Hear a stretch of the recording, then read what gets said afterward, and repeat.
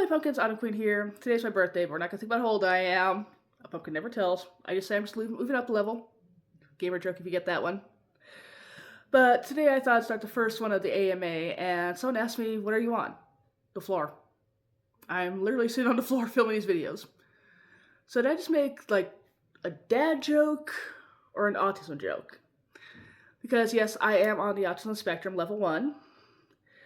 And sometimes people ask me, like, how old are you diagnosed? I was 36 when I got diagnosed. When do you start noticing signs? You could probably say almost immediately with my parents, because I was a burrower. It's that my dad went to the nursery after I was born. He's looking for all the names. He finds me. And I think the way I wrote it in one of my books was I was buried underneath the blankets with a lone leg sticking out like a periscope. And my dad's like, really? Come on, kid! So he's like, it became a family joke for quite a while. And really for about the first week, I'd only allow myself to be swallowed for about a week. And after that, it's like, do not swallow me. You cannot carry me the way you carry a normal baby because I will scream like a banshee.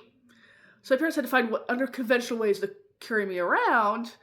I'd be like, yes, this is the proper way you carry a child. But I was always burrowed underneath things, like underneath the pillow, underneath the blanket. There I was thriving.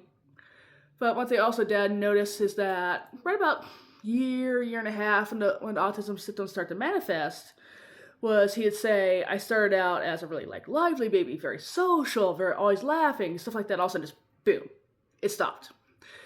And you can see some of my baby pictures. I'll try to include some of them probably around here.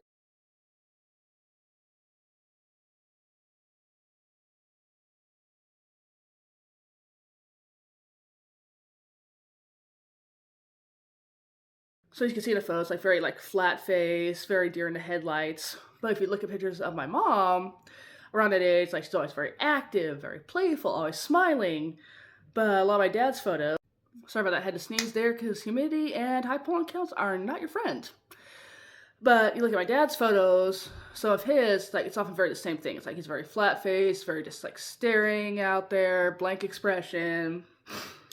And I was born in the 80s, to give you an idea of how old I am. So a lot of times the attitude back then was like, oh, well, they'll just do it whenever they're good and ready to.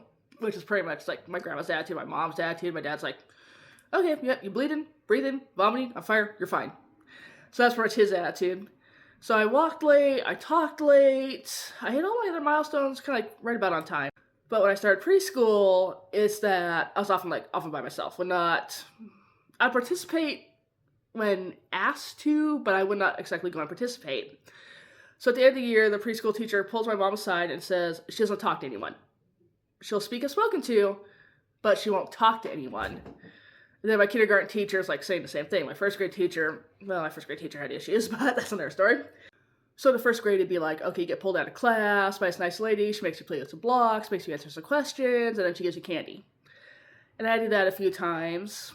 I had to do it second grade, third grade, all the way up through about 6th grade. They made me do it. At that point, I kind of aged out of that system, and they couldn't understand, well, why is she scoring like this? But we're still having all these issues. Because, well, we didn't have a word for it back in the 80s and 90s.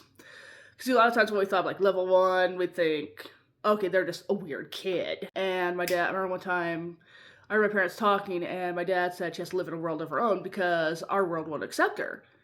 And I was very upset about that. She goes, well, she could try to fit in harder. And Dad goes, how do you fit in to a world that rejects you? So I went through all of college, all of school, being undiagnosed, and all you hear from people is, she's got something wrong with her, but we don't know what it is. So I was 36, I got diagnosed, and for me, it wasn't like, oh my gosh, it's a great tragedy. Oh my gosh, I had this. I'm like, oh, thank goodness it has a name. So for me, at least, the diagnosis was liberating because it meant something. It means I could get into therapies, I could get help for it. And while there isn't that much in the way of therapies for adults, that's really something that we really have to start working on because a lot of adults, especially adults around my age, we didn't get diagnosed until much later in life. While now they have a lot better screening for kids, which is good, but you also got to think like autistic children become autistic adults.